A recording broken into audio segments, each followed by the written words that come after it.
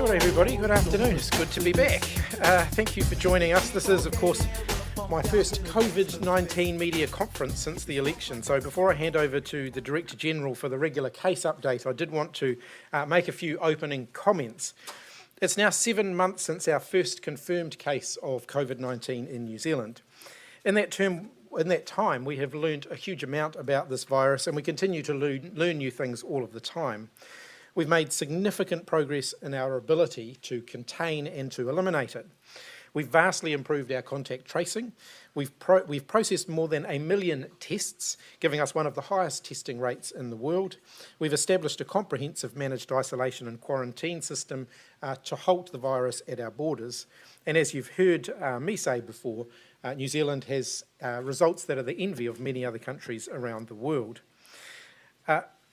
Thank you very much to the team of 5 million who continue to play their part in making sure that we are containing and eliminating COVID-19. But our success does not mean there is ever any room for complacency. Recent cases show just how difficult and tricky the virus can be and how we need to constantly stay on alert regardless of where the alert levels are at. In just the last few weeks, we've seen historical cases in managed isolation from New Zealanders who are returning from overseas. This week's cases include Russian fisheries workers, and we've seen the case related to the marine engineer who worked on the Safrana Seville.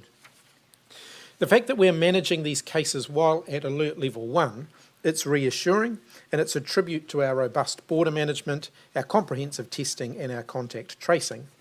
But it's also a reminder that COVID-19 is still with us and it is still rampant around the rest of the world. To remain safe, we all have to remain vigilant. So as we head into the long weekend, we have a few key reminders of the simple steps that everybody can take to continue our fight against COVID-19. First and foremost, if you are sick or you are showing symptoms, please stay home and seek medical advice. If you have COVID-19 symptoms, please call Healthline on 0800 611 116 and arrange to get a test. Healthline should be your first port of call. They will tell you where you can get a test. Everybody should continue to use the COVID Tracer app or keep some other record of their movements.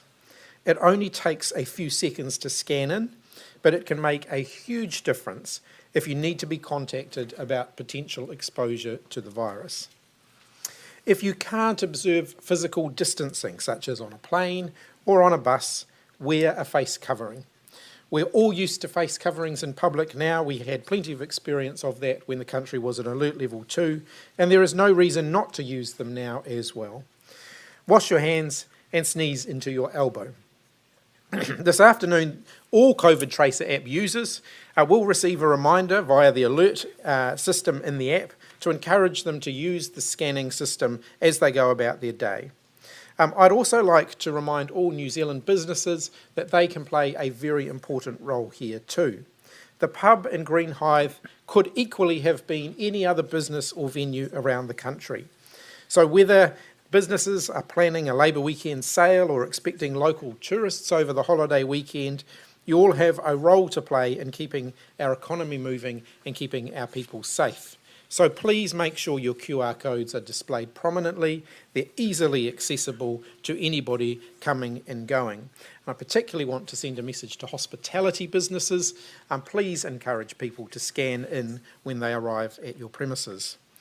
We know how to prevent the spread of COVID-19 in New Zealand. We've done it many, many times, but we all continue to need to play our part. So enjoy your long Labour weekend with your friends and your family, but keep yourself and the community safe by being COVID conscious. So I'd now like to hand over to the Director General for today's case update. Thank you, Minister. Kia ora koutou katoa. So today we're reporting 9 new cases of COVID-19. 8 of these have been identified in managed isolation facilities, and 1 is a close household contact of one of the cases that we have already confirmed in the marine employee cluster, as we're calling it. So 7 of the cases in managed isolation involve fishing crew who are in the Christchurch Sedema facility. These were identified at day 6 testing undertaken yesterday, and I should say we do expect there may be more positive cases as the balance of the tests are processed from the day 6 testing today. The other case from managed isolation is a person whose travel involved them, originated in Iran, travelled via Dubai, and who arrived on the 19th of October. And that person tested positive following routine day 3 testing, and they are now in our Auckland quarantine facility. So our total number of active cases is 66, and our total number of confirmed cases is 1,567. Yesterday, our laboratories completed 6,053 tests for COVID-19, and the grand total of tests completed to date in New Zealand is 1,054,047. Just a further update on weekend testing available. The Auckland Metro DHBs are monitoring demand for testing closely and will further increase testing capacity over the long weekend.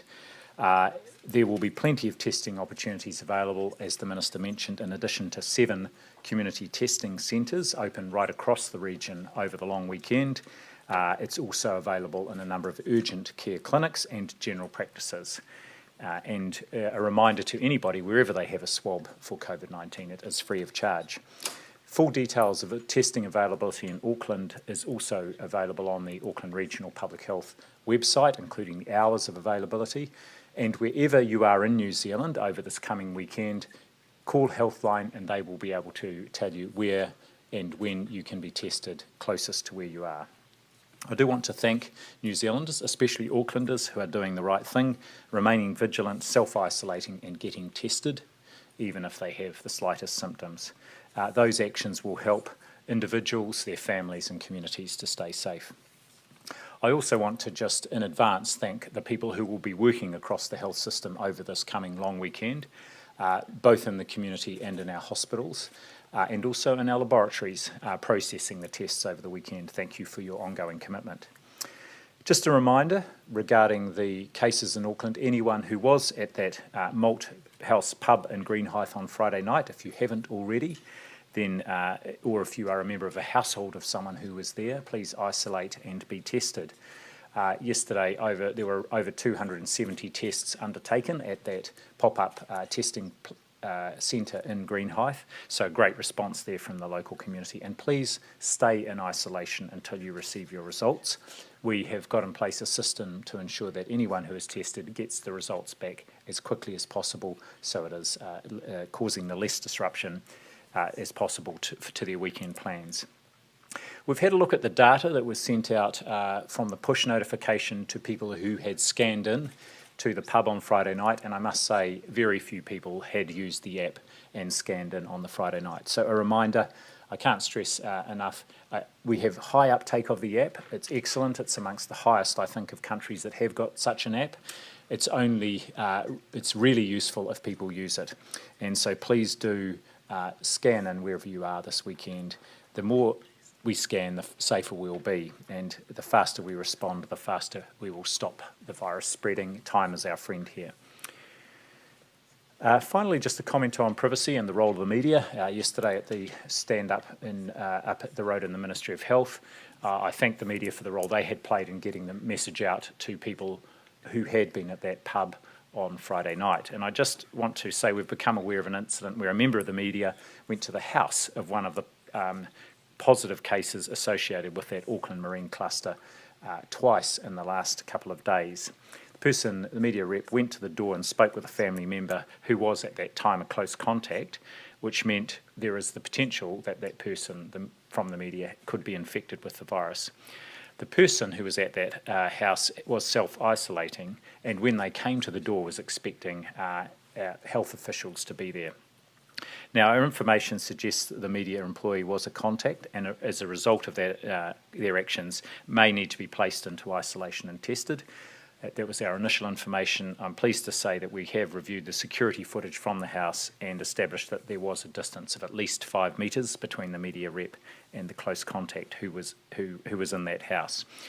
So thankfully, this does mean there's very little risk of transmission and the employee of the media was not at risk. However, we're also aware that media have been repeatedly contacting one of our cases, and that person has now actually stopped answering their phone. They are in isolation, our quarantine facility, but this could potentially slow down our public health response.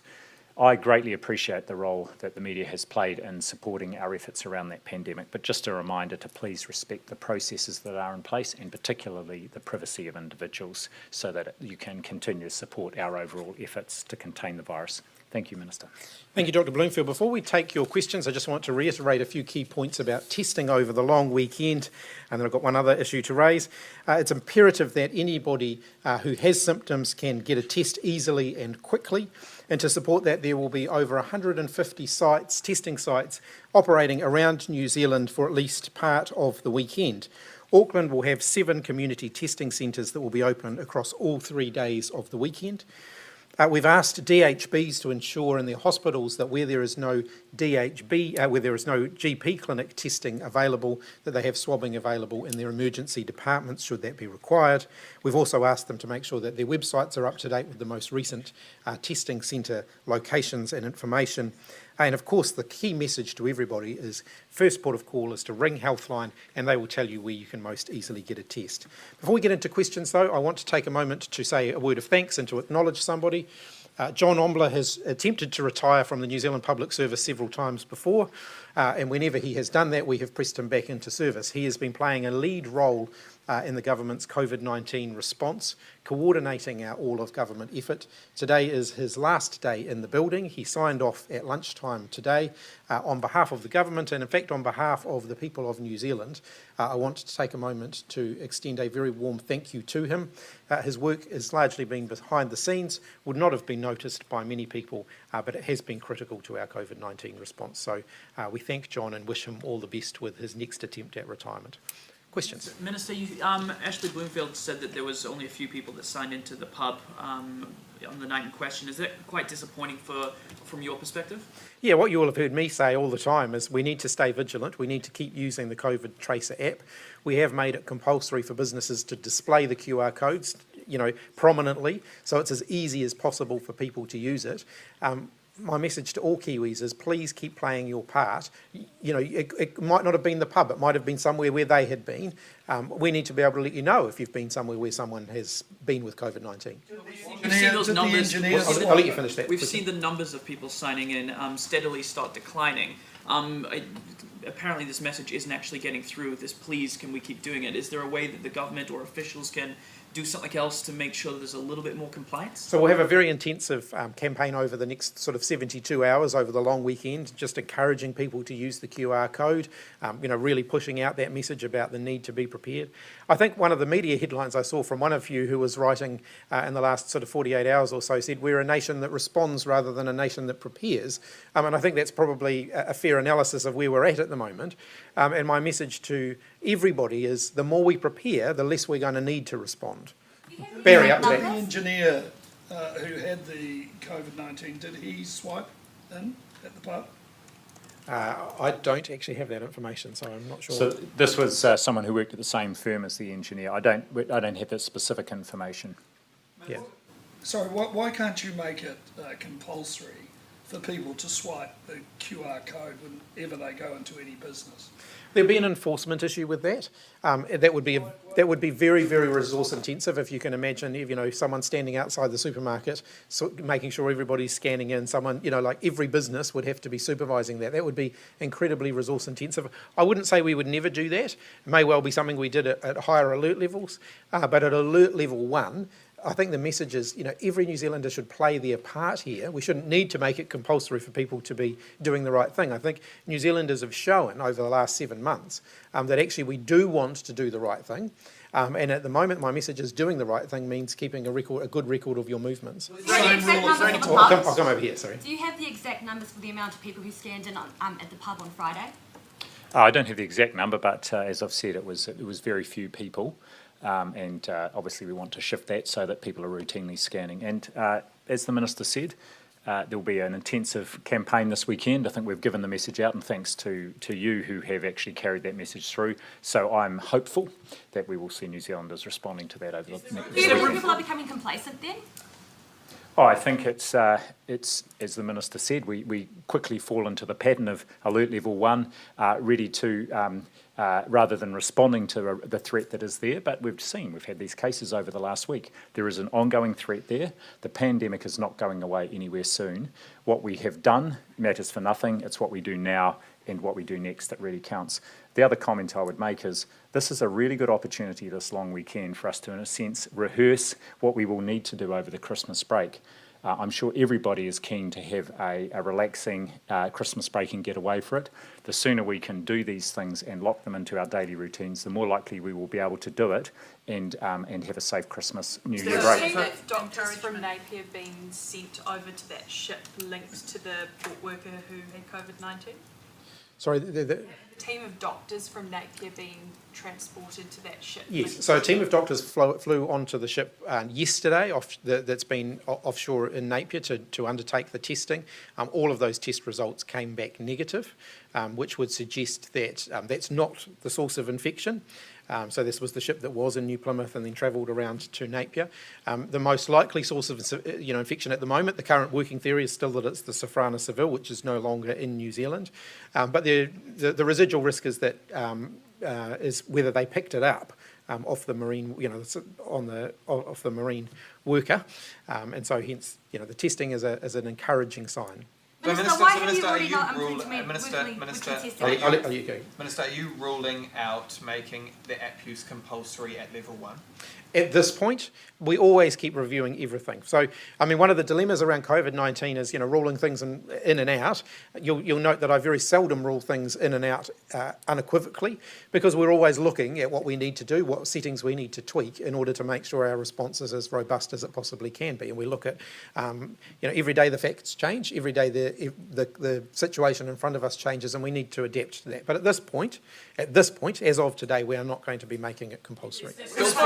Is there scope for some sort of fine or some sort of punishment if people don't scan in? Or is that Look, too premature? One of the risks that we've seen around COVID-19, and one of the reasons I think New Zealand's response has been successful, is that we've taken an encouraging approach rather than a punitive one. The last thing we want to do is adopt a punitive approach, which means people sort of start rebelling and stop cooperating. We saw this with the issue around contact tracing.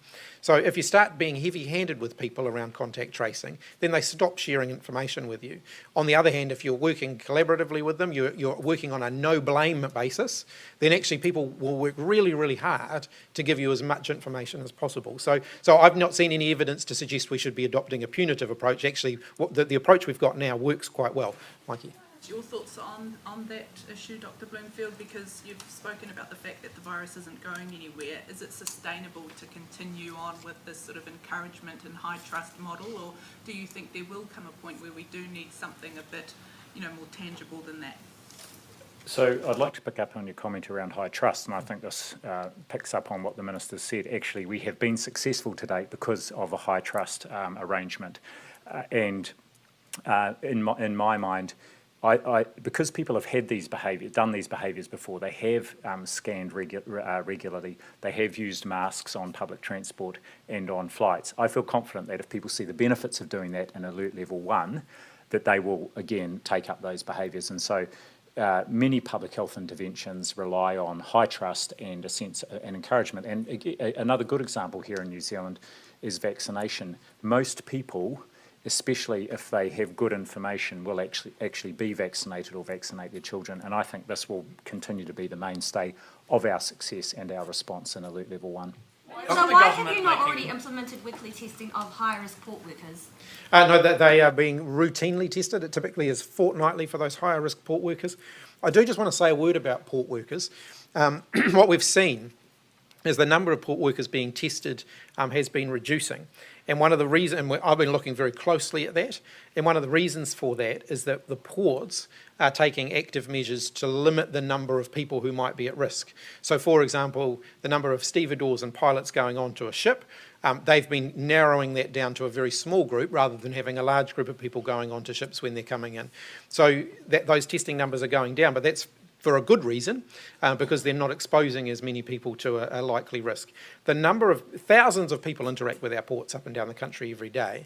The proportion of those who are at risk of exposure to COVID-19 is actually a relatively small number, and those people are being tested regularly. So various public health experts have told us it's shocking foreign ship crews can changeovers can fly into the country without being tested or needing to isolate before getting on their vessel.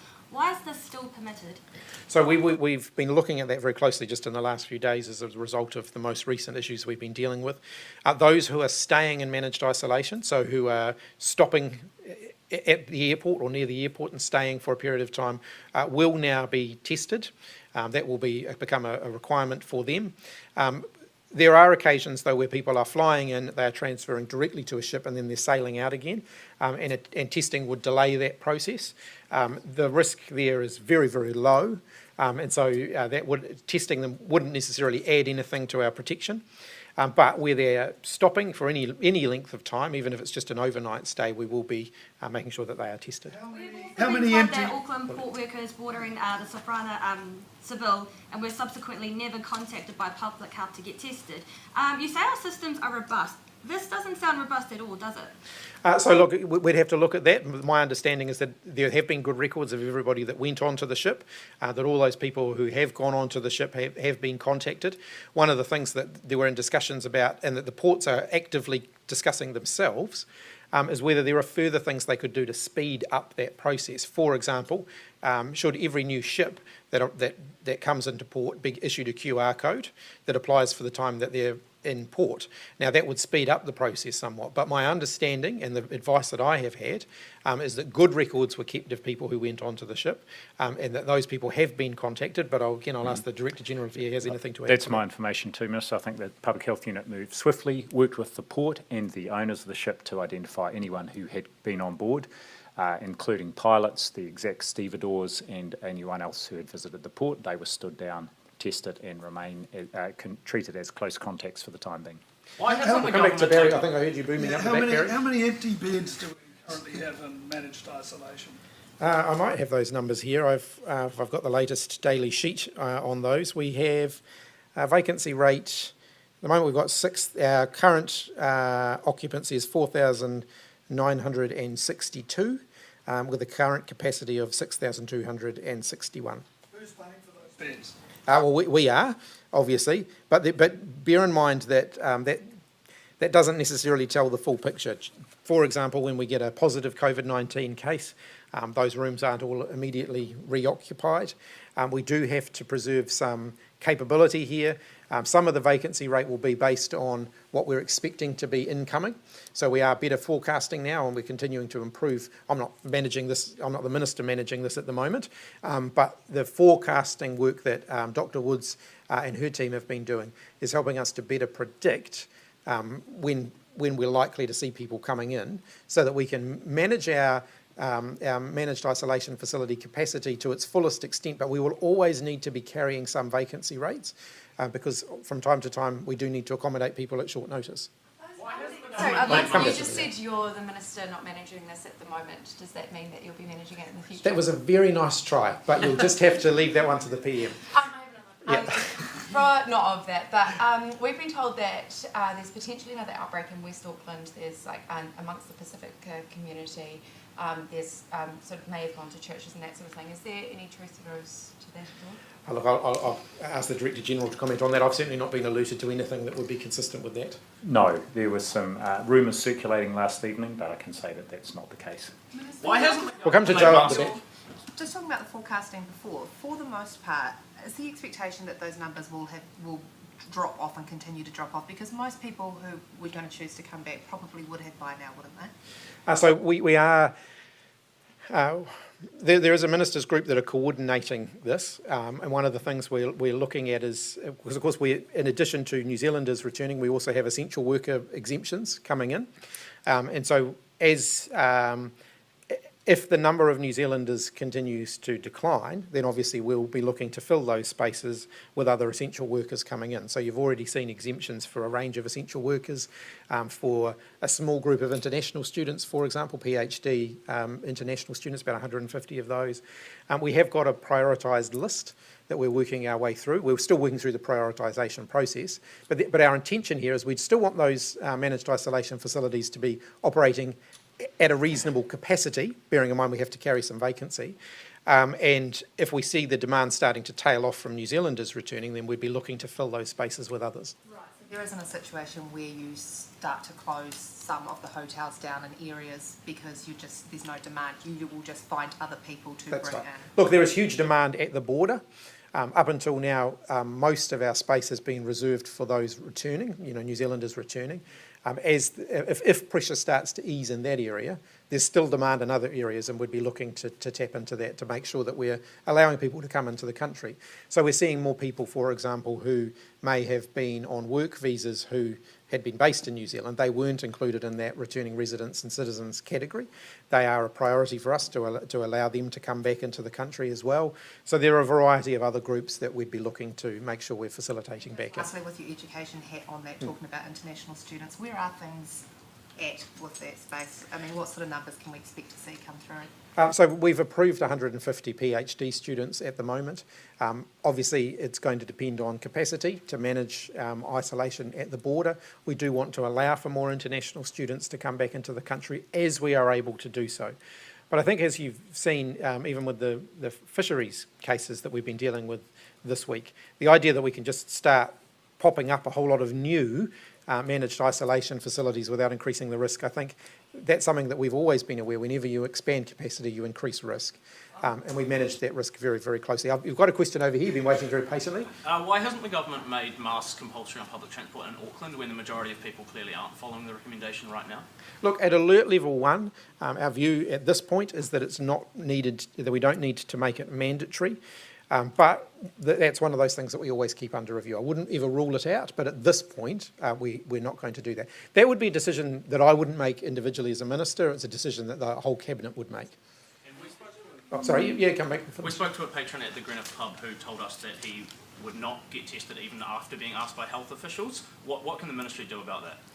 I invite the Director General to comment on that. I can personally appeal to him to go and get tested, please. It's not something we can do compulsorily, but what I would like to say is that many members of that community have clearly been tested, and I want to thank them for their response, and I hope that this person will also play their part. So just when you're talking to Well, let Mikey come up the Do back you here. think people like that should be made known to authorities, and should they be kept an eye on in terms of whether or not they are self-isolating and just not posing any further threat to the community if they are refusing tests? Do you think we should... I think what I would say is our success to date has been because everybody has done their bit, and we have shown that through our collective efforts we have done really well, and we want to continue that. So I can just, every New Zealander needs to do their bit. But when there is a blatant refusal to get tested, should they then be sort of put under the microscope, made sure that they're not sort of, you're just walking around perhaps, infecting others? Well, we do have options to require people to go into isolation and or be tested if we feel they pose a risk, and that would particularly apply to people who were close contacts, known close contacts of existing cases. For the very most part, we don't need to do that, and we've seen a really high degree of support and cooperation from people to date, and we'd like to see that continue. You said you personally reach out to these persons. I mean, what sort of... Would it be like a good cop, good Ashley, bad Ashley sort of thing? Like, which would you be more sort of bringing down the hammer, or more sort of, hey, do this for the community? How would that conversation go, I guess, is what I was asking. Well, I don't know who the individual is, but I'm just saying, actually, anyone who hasn't yet been tested, including this person, please do your bit and go and get a test and isolate till you get the result. We will get the result back as quickly as possible. If you're bothered about having the swab, I've had one myself, I think the Minister has, and it's bearable. All right, I'll be the bad cop here and say last couple of questions. Barry. Would you like to stay on the health roll? Nice try. Look. It's ultimately a decision for the Prime Minister. It's an enormous privilege to be a minister of anything, and I'll leave all of the comment on that to her. And Over the weekend, you secured the highest margin in the country in your electorate seat. How does it feel being essentially the most popular electorate MP in the country? Look, I'm very humbled. I welcome the support of the local community, and it is actually an incredible privilege, and I don't take that lightly. And, being a member of Parliament is an enormous privilege. Being a minister in the government is an even bigger privilege, and it's not something I would ever take for granted. Prime Minister. You had a question here? I was just going to say, on the back of that, it's been a long campaign. Do you have any plans for the Labour weekend? A bit of time with the family, actually. It's my son's birthday was last weekend. Not great timing, so we're going to do his birthday this weekend. On the official inquiry into the country's response, could you just make some comments around that, please? Look, I think we've always acknowledged that at some point it will be an appropriate time to have a proper, thorough inquiry. For now, our focus is on continual improvement, so we're always looking for how we can improve things. But I don't want to distract people who are absolutely focused on continuing to respond to COVID-19 from that very critical job while they're still doing that. So at some future point, whether it's a Royal Commission or some other, formalised review, that will happen, it should happen, but we're just not at that point yet. We still need people firmly focused on looking ahead and making sure we're doing everything necessary to respond to the challenges in front of us. Amelia. The New Zealand Institute of Safety Management is proposing an immediate task force to develop improved protocols alongside WorkSafe to help maintain the health of workers at risk of COVID-19. Is that something that you would support, or what are your thoughts on that? Look, need to look at that some more. Obviously, we're always looking at where workers may be at risk, wherever they're working, and looking to minimise that as much as possible. WorkSafe have a role there. The Ministry of Health, of course, play a very active role here, as do public health units. So we're always looking at that. So we're looking at the border workers, we're looking at those who work in managed isolation facilities, constantly looking at our infection and prevention and control practices. So one of the things that the Director General commissioned not long after I became the Minister of Health was a review of the infection prevention and control in all of those managed isolation facilities, so we could identify areas where we could do things better. And we always learn as we're going along. So, for example, you may recall several weeks ago now, may have even been longer than that, the issue of the wheelie bin, where we've identified an area where we can continue to strengthen and tighten our infection prevention and control. So we're always looking at those things. Going back to port workers, you did mention we're being tested frequently, but why aren't they being tested weekly as opposed to fortnightly? It's based ultimately on a risk assessment. So at the time we put that system in place, the risk assessment was that fortnightly would be appropriate. Risk assessments, by their nature, are always being assessed. So you're always looking at, okay, have we got that right? So we will always look at that, and we'll consider whether or not some people who are tested fortnightly need to go weekly, and whether some people who are tested weekly need to go fortnightly. Those are things that we're always looking at. But at the moment it's fortnightly, but we keep that under constant review. And again, I'll ask the Director General to comment on that. Look, I think another relevant comment here, Minister, is that the testing is just part of the arrangements in place to protect the workforce and also protect the border. So there's use of PPE, there's physical distancing, and a range of other measures, infection prevention control on vessels, restricting movement around the ports. All these things are part of the package. This latest case gives us a good opportunity to look at that end to end and see, are there any learnings, and therefore what else might we do to strengthen the border. It has served us very well to date. This is the first time we have identified an infection coming into the community from a ship since the COVID outbreak started. How are we feeling? You have the second to last question, and you can have the last one, okay? There we go. I was going to say, but as a safeguard, should we be making it weekly? Look, as I said, we keep that under constant review. I'm not announcing anything on that today, but we always look at those things. And how both of you feeling about this outbreak? Is it still well contained in your eyes? Are we sort of at a green or amber level? Sort of, what are we? Oh, look, I'm sure the Director General will have thoughts on this. I get briefed on cases every day.